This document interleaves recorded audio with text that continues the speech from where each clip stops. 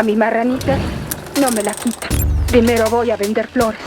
Somos 4 las que tenemos calificaciones de 10. ¡Siempre el mismo relajo! ¿Alguna vez se han preguntado por qué en el cine mexicano es difícil encontrar películas biográficas? De hecho, son solo un puñado de películas que se han hecho en toda la historia. O muy al principio de la historia del cine mexicano, o de vez en cuando, cada cierto tiempo, cada cierta década. Es un asunto bastante complejo porque se remite a nuestra propia idiosincrasia y la forma en la que interpretamos la historia. Y como nuestra historia siempre ha sido un acumulado de conflictos y confrontaciones y o eres de mi equipo o estás en contra de mí, esto también se ha llevado a la interpretación de la historia a largo plazo. ¿Sabes lo que voy a hacer? ¿Qué, Juventino? Voy a escribirle una canción a mi madre para que todo el mundo la cante. Esa va a ser mi venganza contra la música. Sobre las olas es una película de 1950 dirigida por Ismael Rodríguez, escrita por el propio Ismael Rodríguez y Rogelio González, fotografiada por Jack Draper y editada por Fernando Martínez. Esta historia es protagonizada por José Luis Jiménez, Alicia Neira, Berta Lomelí, Beatriz Jimeno, Antonio R. Frausto haciendo otra vez a Porfirio Díaz, Prudencia Grifel, Andrés Soler, Beatriz Aguirre y Pedro Infante, quien es tan buen actor que puede interpretar a un Juventino Rosas muy blanqueado. Sobre las olas, como el título lo dice, es una película que nos habla sobre la vida y obra de Juventino Rosas. Si usted no sabe quién es Juventino Rosas, lo invitamos a abrir un libro de historia y sobre todo de historia de la música en México. Juventino Rosas fue un compositor que pasó muchas penurias como gran parte de los compositores del siglo XIX por ser reconocido. De hecho, la misma historia trata de eso, de cómo la música ha sido ingrata con él al no recibir ese reconocimiento que merece a pesar del talento y la fuerza y la calidad de sus composiciones. Ese contrato que te ofrecen para ir a Cuba es providencial. Acéptalo. Te acusaron, por todas partes te buscan. Por el bien de Lolita. Acepta ese contrato. Como ya dijimos, es bastante complicado en México hacer una biopic porque nunca se le va a hacer justicia al personaje que se va a estar retratando. Ya sea porque las versiones históricas son bastante parciales o porque mucha de la información puede ser incorrecta y puede estar llena de mitos. Digamos que esa complejidad es un reto adicional para el director a la hora de escribir un guión o a la hora de llevar el guión a la pantalla. Y mucho de esto implica también saber desde dónde empezar. Digamos que si nos vamos por el libro de texto de cómo se debe de hacer una película biográfica, pues este dice, muéstranos al personaje en su infancia, en su adolescencia y en su vida adulta y termina cuando se muere. Qué aburrido, ¿no? Bueno, así hay algunas películas. Pero alguien en algún momento de la historia de la escritura para el cine se dio cuenta que era mucho más interesante elegir desde qué momento partir. Porque si bien la infancia es destino, no necesariamente esa infancia va a ser interesante para explicar el destino. En este caso, Ismael Rodríguez decide tomar un punto de partida muy decisivo para abrir la historia. Porque nos muestra precisamente a Juventino Rosas, ya realizado como compositor, no nos muestra su proceso de aprendizaje, simplemente él ya es músico. Y ya es un músico que realmente se siente bastante decepcionado del medio porque pues no le retribuye. Y esa parte va a ser muy importante para delimitar el carácter de lo que vamos a ver en toda la historia. Decide mostrar al artista atormentado que no sabe tomar buenas decisiones. El violinista de quien tanto le hablé, ¿cómo lo encuentra, maestro? Muy borracho. Eso que acaba de tocar nadie lo había oído antes. Nunca vamos a tener la versión correcta de lo que se habló en su momento de X persona. Ejemplos hay muchos, pero generalmente es un malinchismo, por decirlo así, como un concepto de depreciación y no valoración de lo que se hace en México. Resulta que por ahí de los años 60, una banda mexicana estaba rompiéndole. Era considerada una de las mejores bandas, instrumentalmente hablando, en el rock que se hacía en nuestro país. ¿Qué pasó?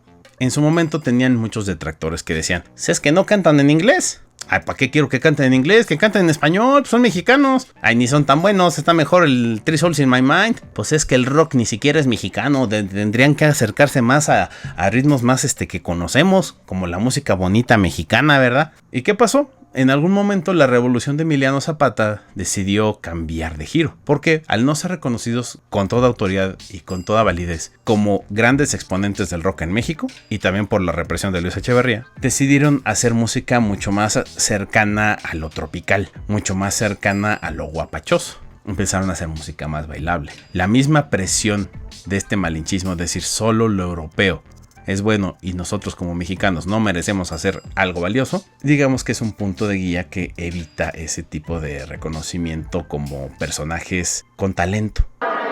Lo dicho, ese Juventino Rosa es un impostor. Claro, sorprendió al señor presidente. Esa música es europea. Tiene todo el esprit vienés, ¿eh? Es fácil saludar con sombrero ajeno. Un mexicano no puede escribir esa música. Segundo ejemplo, tenemos a un cineasta que en sus primeros trabajos decían que se regrese a hacer radio, eso sí le sale bien. No, pues que sigue haciendo sus comerciales para la televisión y para bancos. Ese güey no sabe nada. ¿A qué vas a ver? Pues hay que hacer cine como el Scorsese, como el Spielberg. Algunos de estos cineastas tuvieron que salirse de México para poder ser reconocidos dentro del país. Y hoy en día, tanto Alfonso Cuarón como Alejandro González Iñárritu como Guillermo del Toro son personajes muy respetados en la industria del cine en el mundo, formados aquí en México, pero que curiosamente han hecho muy pocas películas en el país, precisamente por esa actitud tan quisquillosa que tenemos en México de ver a cualquier persona con talento como que no es suficiente. Porque en México existe mucho recelo de cualquier persona que tenga talento. Existe mucho recelo de cualquier persona que tenga alguna forma de expresarse que sea sobresaliente. Y siempre va a haber una crítica negativa que te va a tratar de jalar al conformismo. Esto mismo nos lo dice Ismael Rodríguez a través de la vida de Juventino Rosas. Juventino Rosas era una persona muy talentosa que tenía la forma de expresar y la sensibilidad muy al nivel de cómo estaba entendiéndose el arte en Europa. Y sobre todo la composición musical. Y lo que vemos en el desarrollo de la historia de Juventino Rosas es eso, la frustración por no ser reconocido por tu propia gente. En estas notas se refleja tu desesperación, tu locura, tu dolor, tal vez tu talento, pero no la ternura que era ella. Eso no. Ismael Rodríguez está plasmando en esta película una serie de ideas meta que tenemos que tomar con bastante seriedad y agudeza. Porque inclusive en escenas como en esta, donde Juventino se entrevista con Ángela Peralta después de una presentación, le está diciendo al gremio lo mucho que vale su cine y lo mucho que vale el cine mexicano. Algo que también hemos abogado aquí en este canal es precisamente el reconocer, fuera de esta famosa barrera del nopal, el saber que nuestro cine no es menor, que nuestro cine no es poco, que nuestro cine no es menos, aunque muchos dentro del mismo país quieran hacerlo menos. El cine mexicano es grande porque tenemos grandes realizadores, porque tenemos grandes equipos de producción, porque tenemos gente profesional, porque tenemos gente que sabe plasmar ideas con mucha creatividad y con muy poco presupuesto, pero con mucha creatividad. Y eso es bastante valioso. Y es como si Ismael Rodríguez estuviera entendiendo lo que viene para las siguientes generaciones. Es decir, no importa si tienes mucho presupuesto o poco presupuesto, si tienes una idea clara, sigue definiéndola porque el talento ya lo tienes. Por hacerme compartir estos momentos de gloria que son tan suyos. Son de nuestro México, Juventino. Porque tú y yo somos mexicanos en los que nadie cree. Y mira, oye eso.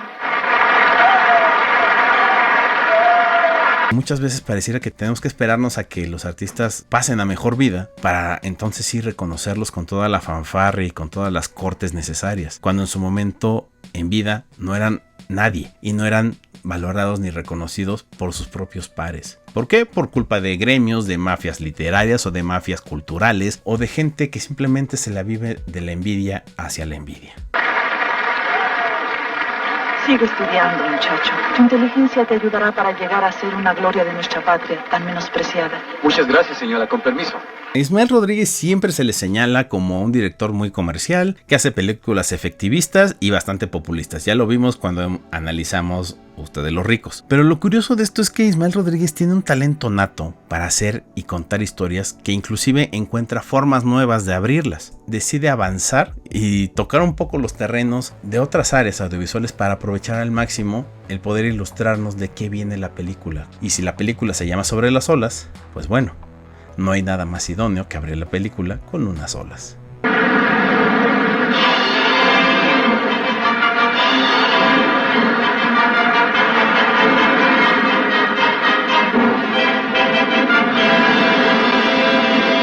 Esta vez vamos a hacer una invitación distinta.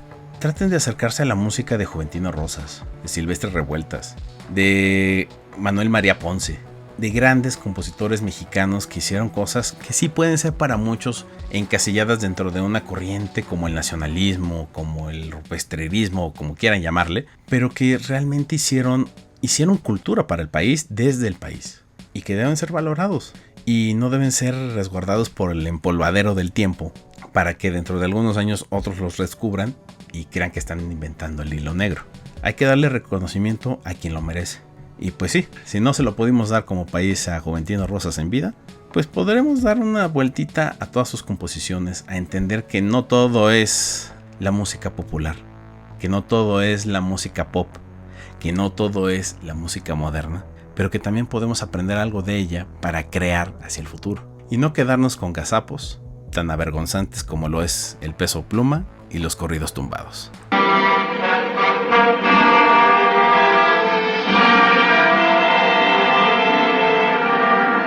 Y ahora sí, llegó el momento que todos ustedes querían ver. Dos grandes luminarias del cine mexicano compartiendo pantalla y aventando todo el swag posible.